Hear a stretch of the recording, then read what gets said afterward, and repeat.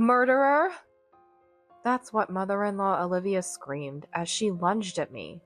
Dodging instinctively, Olivia banged hard on the hospital room door. We were in a hospital, and I had just been called here by Olivia. She said my husband was in a traffic accident and needed me to rush over. Despite rushing to the hospital in response to her words, I was met with this treatment. "What happened? What do you mean?" I shouted, taking a step back from Olivia. "You pushed your son towards the road, didn't you?" Olivia's accusation left me dumbfounded, but I braced myself and denied it with all my might. "I didn't do such a thing. Who would say such a lie?" Olivia heard my words and laughed with a scornful smile. As I wondered why, a voice came from behind me. "It was me. To think you'd push someone and then lie about it. That's bold." The voice came from my husband in bed. He looked at me with utter disdain, his legs wrapped in bandages. "My name is Harper, a 27-year-old housewife.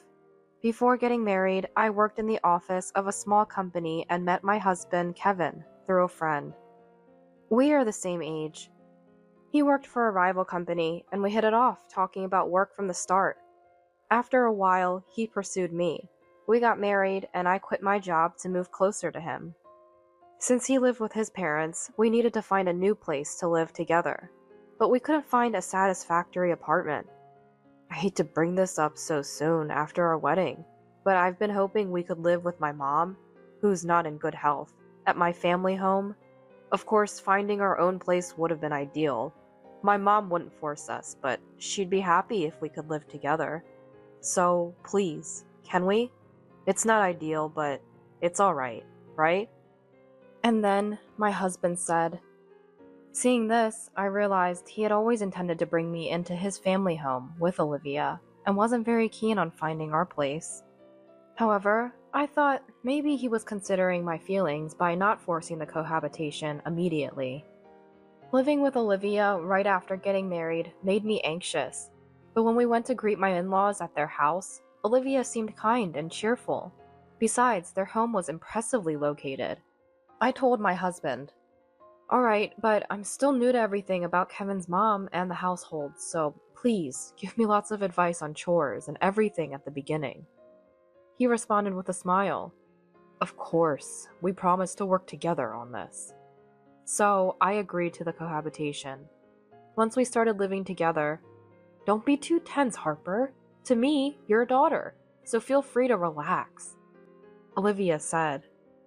Olivia wasn't in good health, so I took on most of the household chores. The in-laws' house was spacious, making cleaning a significant effort. However, I made sure it was always clean. I always cooked with enthusiasm, hoping to please Olivia. Thanks to my efforts, Olivia always finished her meals, saying, "Everything Harper cooks is delicious. I'm so happy my son married you." Day by day, as I got accustomed to our routine, my initial tension eased. But then, something happened that made me feel uneasy about my smooth-sailing cohabitation with Olivia. One day, as usual, I served dinner to Olivia, who, after taking a bite, "The taste is a bit strong today," commented. That day's dinner was pot au feu, and I hadn't changed the seasoning. Puzzled, I quickly apologized. "I'm sorry, I might have added too much seasoning today." Olivia reassured me with her usual smile. "Don't worry, it's delicious." Relieved, I sighed in relief, remembering reading somewhere that tiredness can affect the seasoning of food. Maybe it's fatigue. I think I'll go to bed early today, I muttered to myself, and decided to go to bed early that day. However, from that day on, Olivia began to get grumpy every time I served meals, despite having been cheerful before. Gradually, mealtimes became a source of dread for me, and I spent them in fear. A few days later, to make matters worse, "Eating such rich food all the time will make you sick. You're trying to shorten my life, aren't you?" Olivia scolded me. I hadn't been scolded so harshly since becoming an adult, and I was left speechless. Stammering, I replied, "It's supposed to be the same as always. I'm sorry, I'll make it later," and apologized. promising to adjust the recipes. Days like that continued almost daily. At that time, I realized that I was living in Olivia's house. I feared being kicked out if I didn't listen to her, without having prepared a next place to live or anything. So, I decided to save up for moving out while looking for a new place to live. I decided to save up money to move out so that I could move out as soon as possible. In the meantime, I resolved to study cooking for my own sake in the future. I began researching online, buying books and low-salt diets, and learning to cook with balanced nutrition, keeping the salt to a minimum and increasing the variety of dishes. Despite my efforts, Olivia's remarks only grew harsher. "A woman who can only cook like this is worthless. You're disqualified as a wife," she would say. From this point, Olivia began to monitor my every move subtly. When I cleaned the floors, she would check them with her finger and say, "The cleanliness is about 60 points. Mediocre. Maybe you should clean again." And even when I just went shopping or to the grocery store, "Don't leave me alone. Planning to run away?" Olivia would fuss. Each time I went out, "I would never run away. Please calm down," I reassured her. But for a while, my reassurances were in vain, and Olivia did not trust me, watching me all day long. Because of this, I had no personal or free time at all. However, this situation came to an abrupt end a few months later. One day, Olivia said, "Harper, I've decided not to say anything about your actions anymore. It makes things awkward and uncomfortable for both of us," she said with a smile. Confused, "Is that so? I'm glad to have earned your trust," I replied. Though I felt relieved, the previous intensity of her scrutiny made me unable to fully rejoice, suspecting she might be monitoring me in some other way. Sure enough, my suspicions were confirmed. After some investigation, I discovered Olivia had placed a GPS tracker on me without my knowledge. In today's age, the idea that someone could track me with a GPS without my knowledge was terrifying. I reached my breaking point, but confronting Olivia would not disable the GPS unless I took her mobile phone. Hoping for a resolution, I discussed it with my husband after Olivia went to bed, saying, "Kevin, while you're at work, your mom watches my every move all day. Despite being praised for my household duties before, recently she's been scoring my cleaning and cooking, and at times, she verbally abuses me. I've been doing my best without cutting corners. She's also placed a GPS tracker on me, and I've been under constant surveillance, making it hard for me to rest." However, my husband, shockingly, "Maybe she's doing it to educate you because your housework is sloppy. You should be aware of your shortcomings," defended Olivia. I was stunned and nearly angry, but since Olivia was sleeping in the bedroom, I couldn't argue back or start a fight. I realized I had no allies in this house. My only confidants were close friends from my hometown, with whom I occasionally exchanged messages to relieve stress. My parents were too busy, and my childhood home was too far away for me to seek help. From that day, the conversation between my husband and me dwindled. One day, before going to work, "I'm going to be very busy with work. There's a promotion at stake, so I won't be home for a while," my husband said. With my husband not coming home for a while, it would just be Olivia and me in the house. Honestly, living with Olivia, who constantly watches me all day and never stops with her snide remarks, felt daunting. However, given Olivia's poor health and her need for assistance, I couldn't leave her alone. I resolved to endure it until my husband returned. If Olivia's harassment didn't stop, I decided I would firmly tell my husband upon his return that I might not be able to stay mentally well in this situation, and consider leaving. While contemplating this, the next day, Olivia asked me to go shopping. "Harper, could you run to the supermarket in the next town over? They have a sale on toilet paper today," Olivia said, showing me a map, insisting on that supermarket. The supermarket Olivia mentioned was about an hour's walk away. Moreover, we usually bought our toilet paper from a nearby supermarket, and the prices were no different. I wondered why not just buy it there and couldn't immediately respond. Then Olivia pressed, "Hurry up, it'll be sold out. If we miss today, we won't get it at a discount. It's only sold here. And I've heard from the neighbors that this is the best brand. So, please," she said, turning on the TV. I sighed quietly so Olivia wouldn't notice, thinking, no way. We have toilet paper at our regular supermarket.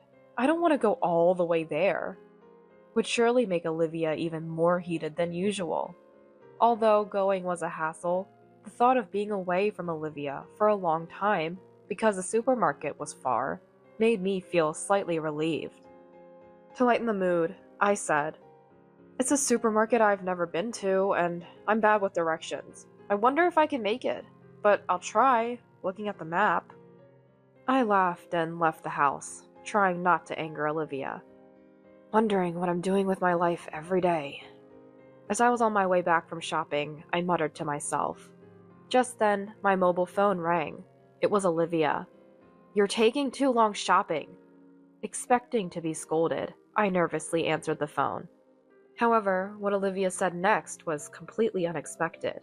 As soon as I left, Olivia said, "Kevin has been in an accident and taken to the hospital. His condition is critical. Come quickly," she said urgently. I was stunned and couldn't organize my thoughts. What? Kevin's in the hospital? That was all I could say. I wanted to ask more, but Olivia hung up abruptly. Left without details, my anxiety grew. All I knew was that my husband was injured badly enough to require hospitalization. Was his life in danger? Was he in a state where he couldn't communicate? Various thoughts raced through my mind, and I was distracted all the way to the hospital. A few minutes later, with prayers for his safety, I cautiously opened the door to Kevin's hospital room. Seeing Kevin lying in bed, I asked, "Kevin, are you okay?" I rushed to his side. Kevin seemed conscious. However, he stubbornly refused to meet my eyes. As I wondered why, "Kevin has suffered serious injuries, breaking both legs in the accident. It's your fault, isn't it? What are you going to do about this?" Olivia suddenly stood up and yelled at me. Me? Of course, having no idea what she was talking about, I was stunned. Then my husband looked at me and sneered. "Don't play dumb. You pushed me from behind while I was working. Because of that, I was pushed onto the road and hit by a motorcycle," he shouted. Even the victim himself blamed me for the accident. I didn't do such a thing. Despite my desperate denials, Olivia berated me. "Enough already. I've told you multiple times that you're the culprit. Just admit it. What you've done is as bad as murder. So pay for the medical bills and compensation. And let's get a divorce quickly. You're the worst." She yelled at me loudly. Being treated as a criminal for something I didn't do was unbearable. So I said, "Wait. There's no way I did anything. I wasn't even there. And I don't know Kevin's work schedule or his days off, right?" I denied it with all my might, unwilling to accept being treated as a criminal. At that moment, the police and a woman entered the hospital room. The police greeted my husband and then went to talk to the attending doctor. The woman who stayed looked surprised to see me and said, "Thank you for earlier. I'm sorry for barging in unexpectedly. My apologies for the late introduction. My name is Taylor. I'm a close colleague of Kevin. I came to visit and talk." She bowed deeply and greeted me politely. My husband, surprised, and said, You know each other?" To which I replied to my husband, "Well," and looked at Taylor. That morning, I had noticed something my husband forgot. This is important, I need to deliver it right away. What my husband forgot was the keys to his company car. He sometimes brought it home and mentioned it was for driving a work vehicle. I tried calling my husband but couldn't reach him, so I decided to deliver the keys directly to his office. The woman who handled it when I rushed to deliver the keys was Taylor. Unaware of anything, my husband pointed at me. "Taylor, you better not get involved with this one. Truly the worst kind of person," and told Taylor. Taylor calmly asked my husband, "Why would you say that?" My husband started to get agitated. "Because this serious injury was all her fault. I was pushed from behind while at work, ended up on the road, and then got run over by a motorcycle," Taylor said. "That's terrible." My husband sought sympathy from Taylor, saying, "Yeah, it happened right around 12 p.m. when I was looking for a place to have lunch. It's the worst." Taylor's expression suddenly turned stern. She glared at my husband. "That's strange. Harper was at our workplace at that time, delivering the company car keys you forgot. So your story doesn't add up." Taylor, filled with anger, continued, "And isn't this key a duplicate you made? All keys for the company cars are accounted for, and there's no record of 2 keys for this car. This key shouldn't exist, so why was it at your house?" My husband's face turned pale. "Maybe my memory is fuzzy from hitting my head in the accident. I have no recollection of the keys. Could you maybe ask the admin staff about it?" And he nervously said. Taylor dismissed this and said, "I won't let you say you have no recollection. Discovering a key duplicate is a serious matter for the company. I didn't come here without doing my homework. I've already spoken to Arya from admin." Hearing this, my husband suddenly panicked and said, "Please stop, my wife is here. I admit I made the duplicate." Feeling suspicious, I asked Taylor, "Can you tell me more about this, please?" Taylor agreed. "I understand it's difficult, but I believe hiding the truth is a greater sin. It turns out your husband duplicated the key to use the company car for rendezvous with Arya." Hearing this, I confronted my husband. "What? You were cheating?" He continued to make excuses.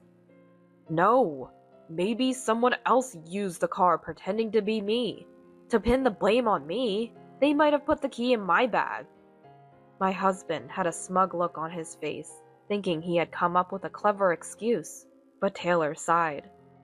"We checked the dashcam footage, and there's no mistake that it was you and Arya cozying up in that car. Should we have Harper confirm it too?" Faced with this, my husband clenched his back teeth and sighed deeply before admitting to the affair. Taylor told my husband, "We'll contact you about your punishment later. Just don't expect a promotion. In fact, you should prepare yourself for a demotion." My husband pleaded in a panic. "Taylor, please. Anything but a demotion. I have medical bills coming up. Look at my legs." But Taylor, without changing her expression, refused.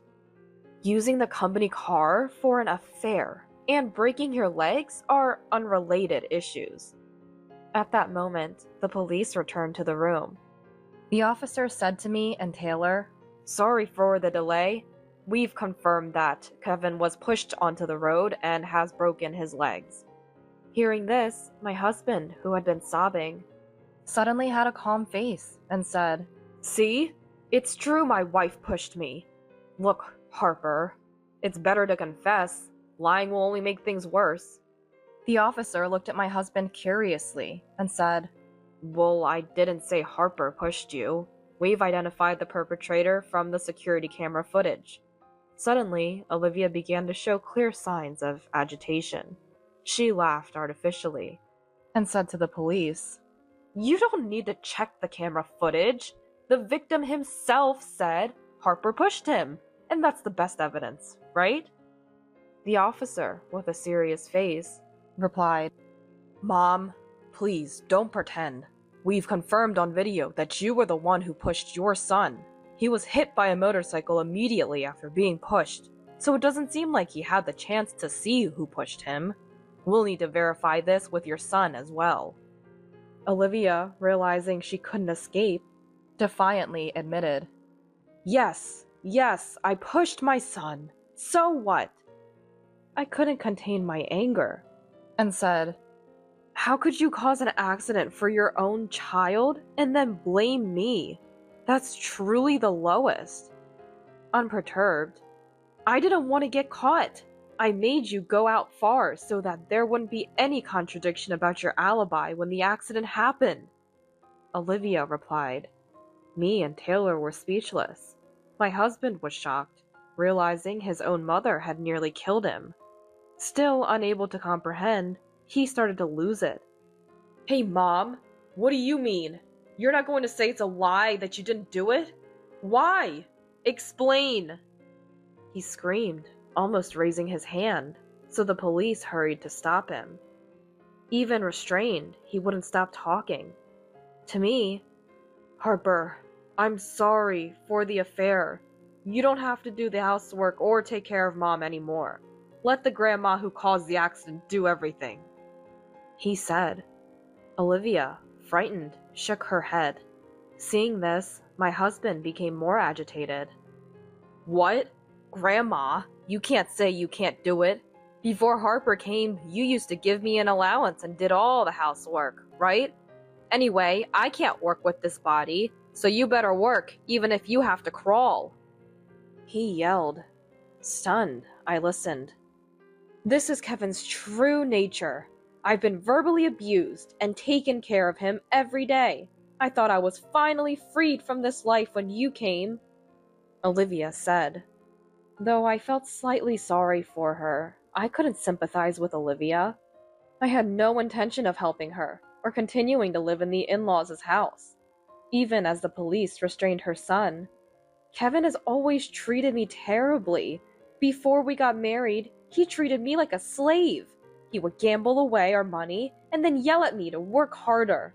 At home, he wouldn't lift a finger to help with cleaning or cooking, but had no problem complaining about everything. I hoped things might change after we got married, but seeing how he treated Harper, I realized nothing had changed. I was afraid of what you might do if I confronted you. Harper might get fed up and leave, and then I'd be the sole focus of Kevin's aggression. As my health began to decline, your presence became more and more terrifying to me. Before I knew it, I had pushed you away. She explained. Olivia's expression remained cold. After that, Olivia went on to vividly describe to the police how violent and oppressive her husband had been, pouring out all her grievances. Olivia's story was relentless, and Taylor and I left the hospital as instructed by the police.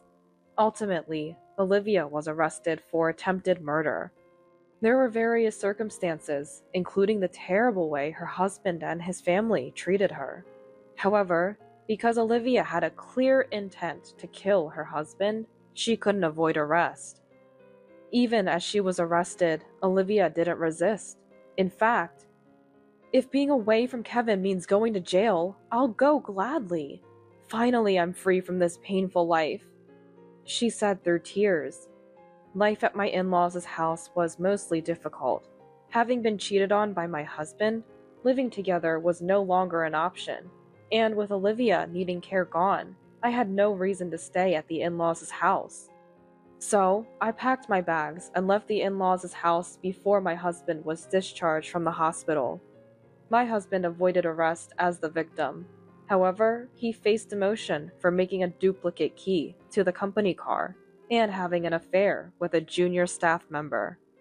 Furthermore, he was fired for repeatedly using company money to cover expenses for dates with his mistress. No severance pay, and he was even asked to compensate for the damages he caused to the company. My husband complained. Wait, I've been working all this time and they won't give me $1? What a black company! I'm better off without them. It seems he had no awareness that his actions were criminal. He planned to marry his mistress, but Arya, having no interest in caring for a man with both legs broken and unemployed, left him, leaving him alone. I filed for divorce from my husband. I made sure to claim compensation from both my husband and Arya. I kept my husband's contact information until the compensation was fully paid. But he sent messages daily, saying, I'm sorry, I'll reflect on my actions. Please, let's start over. Feeling terrified, I deleted his contact information as soon as everything was settled. As for me, I found a place to live, explained my situation, and returned to my previous job. Although it was a company I had left once, everyone welcomed me back warmly. Without children, I decided to focus on my work and build my career, living each day with integrity.